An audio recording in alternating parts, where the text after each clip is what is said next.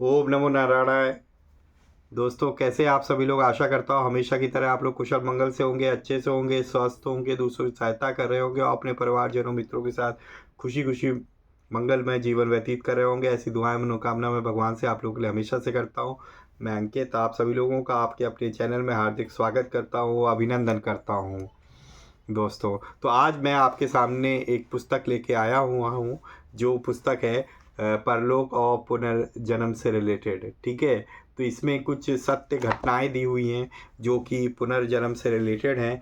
और ये कहाँ से लिया गया है दोस्तों? एक कल्याण का अंक आया था, परलोक एवं पुनर्जन्मक। ठीक है, तो उसमें से ही ये कुछ सत्य घटनाएं जो ली गई है। तो यहाँ पे जो है ना दोस्तों, कि हमारे पास एक बहुत अच्छे लेखक हुए हैं, गोलोकवासी श्री राम शरण दास जी।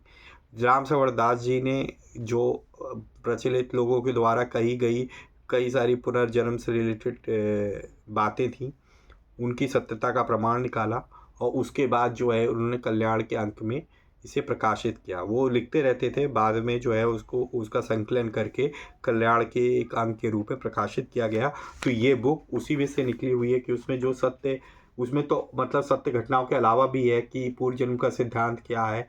तो इस टाइप से बहुत सारी बातें हैं, संतों के प्रवचन है उसमें पूर्व जन्म को रिलेटेड। ठीक है, तो वो भी सारी चीज़ें, पर वहाँ से ही इतनी मोटी पुस्तक लेके यहाँ पे इन्होंने निकाला हुआ है। 20 से 25 रुपए की बुक आती है दोस्तों। मैंने जो है लास्ट ईयर इसे अमेज़ॉन से परचेज़ किया था। और इसका जो कोड है दोस्तों वो 888 है, आप लोग देख सकते हो। 888 इसका कोड है, 888।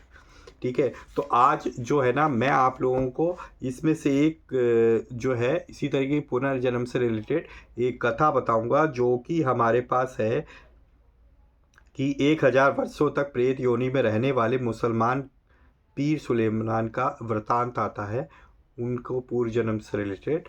तो आज मैं आपको वही वृतांत पढ़ के सुनाऊंगा इस पुस्तक के माध्यम से। तो चलिए, सर्वप्रथम हम लोग क्या करेंगे, भगवान गणेश जी का आवाहन करेंगे, उसके बाद हम लोग स्टार्ट करेंगे। तो वक्रतुंड महाकाय सूर्यकोटि समप्रभा निर्विघ्नं कुरु मे देव सर्वकार्येषु सर्वदा। जय श्री गणपति बप्पा मोरया। तुमेव माता च पिता तुमेव बंधु च सखा तुमेव विद्या द्रविड़म तुमेव सर्वम मम देव देव। जय श्री गणपति बप्पा मोरया। चलिए शुरू करते हैं। एक बार दोस्तों प्रेम से बोलिए, ओम नमो नारायणाय, ओम नमो भगवते वासुदेवाय। जय श्री राधे कृष्णा, जय सीताराम हनुमान जी, जय गुरुदेव जी, जय शिव पार्वती माता की जय हो। तो यहाँ पे ये पुस्तक है गीता प्रेस की। तो चलिए बिना देर करते हुए आप भी भगवान का चिंतन मनन करके और जो है सुनिए, मैं आपको सुनाता हूँ। तो ये हमारे पास जो है 7वां अध्याय है इसका, और पृष्ठ संख्या 44 पे दिया हुआ है ये।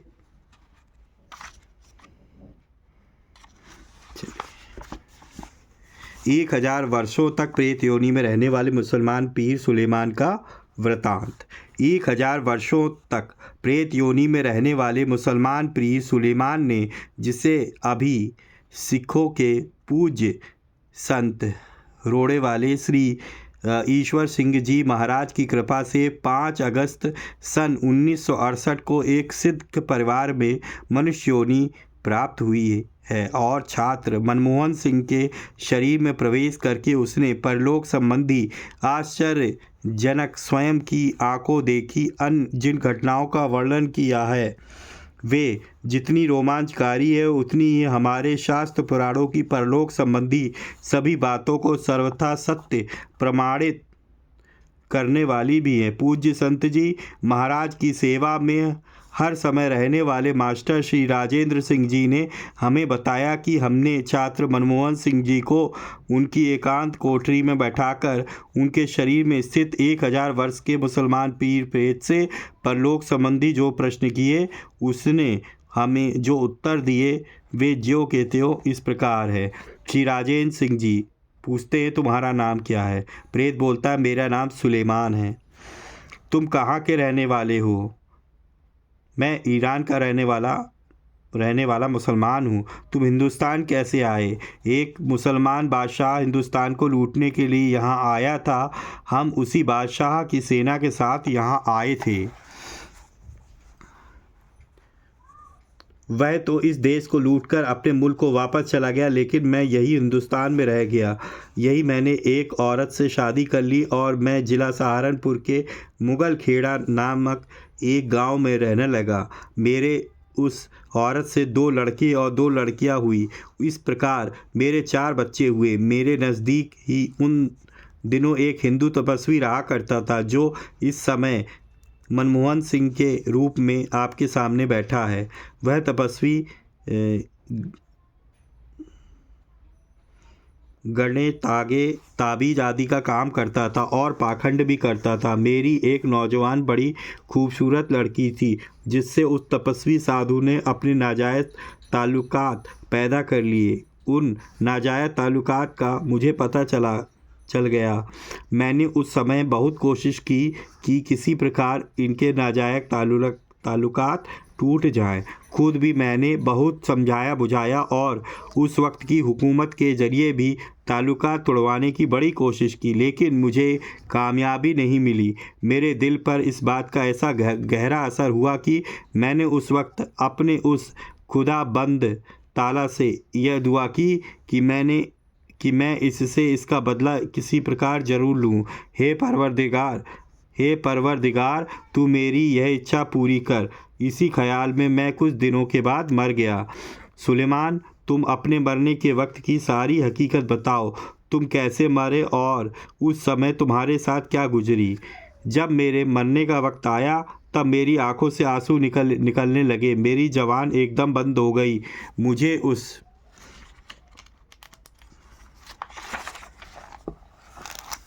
समय चार यमराज के दूत लेने आए थे। वे आकर मेरे इर्द गिर्द खड़े हो गए और मुझे बुरी तरह से मारने पीटने लगे। वे चारों दूत बड़ी भयंकर डरावनी सूरत के दिखाई दिए। मैं उन्हें देखकर बहुत डर गया। मैं इशारे करता था, लेकिन मुझसे उस समय अपनी ज़बान से बोला नहीं जाता था। उन दूतों के स्थूल शरीर नहीं थे, इसलिए वे किसी अन्य को दिखाई नहीं देते थे। बस वे सिर्फ मुझे ही दिखलाई देते थे। मरते वक्त मुझे बहुत ज़्यादा तकलीफ़ हुई। मैंने एक झाड़ी जिसमें कोई पत्ता ना हो, उसमें लंबे लंबे नुकीले कांटे लगे हुए हों, उसके ऊपर बारीक मलमल का कपड़ा डाल दिया और उसे बड़ी बेरहमी से खींचा जाए तो उस कपड़े का एक एक धागा अलग हो जाएगा। यही मिसाल उस समय मेरे आत्मा की है। मुझे मरते वक्त इतना घोर दुख हुआ कि मैं उसे बता नहीं सकता। यमराज जी के दूत जब तुम्हें धर्मराज जी के सामने ले गए तो उस समय रास्ते में तुम्हारे साथ क्या क्या गुजरी? जब यमराज जी के उन दूतों ने शरीर से मेरे प्राण निकाले तो मेरी रूह को, जिसका सूक्ष्म शरीर होता है और वह आम लोगों को नज़र नहीं आता, उसको वे मारते पीटते ले गए। तकरीबन 1 वर्ष का समय लगा होगा, तब मुझे धर्मराज जी के सामने ले जाकर पेश किया गया। अब तुम यह बताओ कि जब तुम्हें धर्मराज जी के सामने पेश किया गया उस समय तुम्हारे साथ क्या गुजरी? धर्मराज जी के पास पहुंचने पर श्री चित्रगुप्त जी नाम के फरिश्ते ने मेरी जिंदगी के जितने भी पाप पुण्य थे, सबका सारा हिसाब किताब धर्मराज जी को बताया। धर्मराज जी ने सब देख सुनकर मुझे यह सज़ा सुनाई कि तुम्हारे पाप कर्मों के फलस्वरूप तुम्हें अब कुंभीपाक नरक में डाला जाएगा और उस नरक भोग के बाद तुमको 1000 वर्ष तक के लिए प्रेत योनि मिलेगी।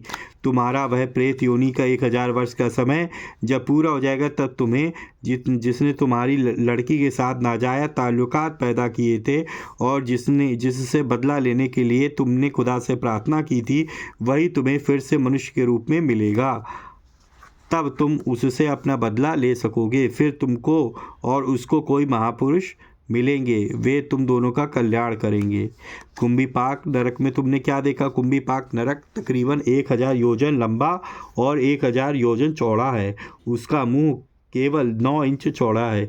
इसी 9 इंच के सकरे छेद से पापी जीवों को उनके भीतर डाल दिया जाता और उस पापी जीव की जब तक उसकी सज़ा पूरी नहीं हो जाती उसी नरक में रहना पड़ता है। उस कुंभीपाक नरक में क्या क्या तकलीफ़ें हैं?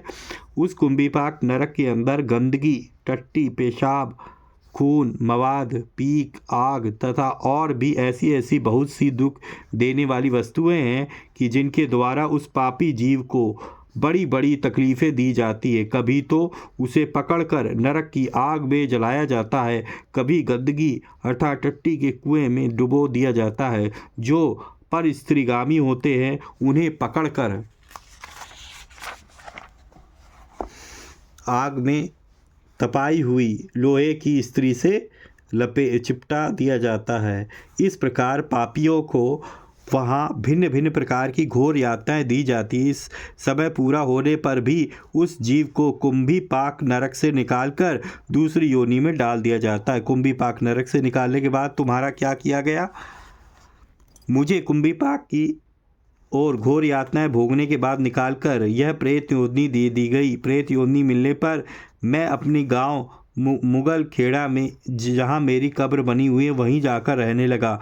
मेरे मज़ार पर पूजा करने वाले जो लोग आते थे मैं उन सबको देखता था, लेकिन मुझे कोई नहीं देख पाता था। मेरे साथ वहाँ 5 पीर और भी रहते थे। उनमें से एक प्रेत की उम्र 3,500, दूसरे की 3,000, तीसरे की 3,500, चौथे की 5,000 वर्ष की थी तथा पांचवें की उम्र 4 युगों की है। उसे पिछले कलयुग में प्रेत योनि प्राप्त हुई थी। जिस प्रेत की उम्र 4 युगों की उसका कल्याण कैसे होगा? कोई महापुरुष उसका उद्धार करेगा, नहीं तो कलयुग के आखिर में जब कल्कि भगवान अवतार लेंगे तब वे उसका कल्याण करेंगे।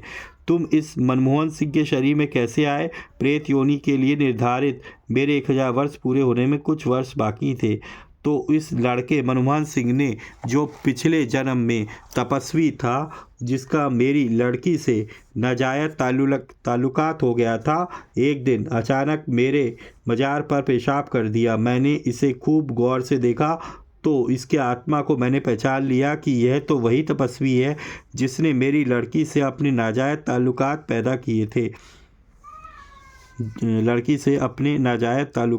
किए थे और मैंने तुरंत यह तय कर लिया कि मैं अब इससे अपना बदला अवश्य लूँगा।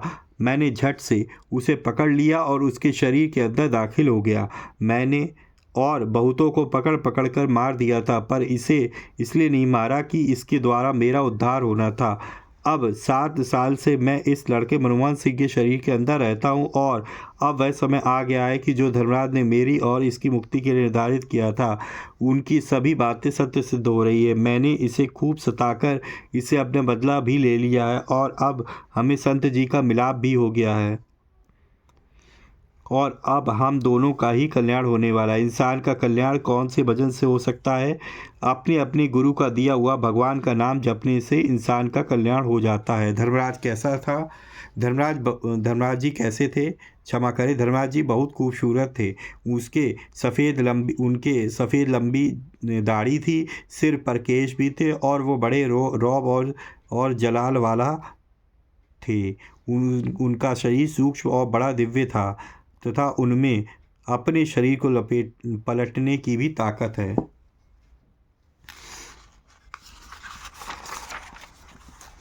प्रेतों की क्या खुराक है और वे क्या क्या खाते पीते हैं? प्रेत हड्डियाँ चूसते हैं, खून पीते हैं और गंदगी खाते हैं तथा लकड़ी के बुझे हुए कोयले खाते हैं, वही उनकी खुराक है। तुम प्रेत लोग कहाँ पर रहते हो? हम खंडरों में रहते हैं या पेड़ों के ऊपर लटके रहते हैं। खूब चीखते चिल्लाते हैं, पुकारते हैं, लेकिन हमारी आवाज़ कोई नहीं सुनता। हमें भूख प्यास भी बहुत खूब लगती है और हम लोग बहुत ही दुखी रहते हैं। तुम्हें प्रेत योनि क्यों मिली? मुझे प्रेत योनि इसलिए मिली कि मेरे पाप बहुत भयानक थे। मैं गणे ताबीज बनाने, बेचने और झाड़ फूँक का काम करता था। भूत प्रेतों को निकालने का झूठा धंधा भी करता था और झूठ सच बोलकर लोगों से पैसे लूटता था। इसी काले इल्म की वजह से मुझे यह प्रेत योनि मिली। मेरी ज़िंदगी में मेरे सारे कर्म बड़े गंदे थे और मैंने दूसरों की औरतों से अपने बड़े नाजायज़ ताल्लुकात पैदा कर रखे थे।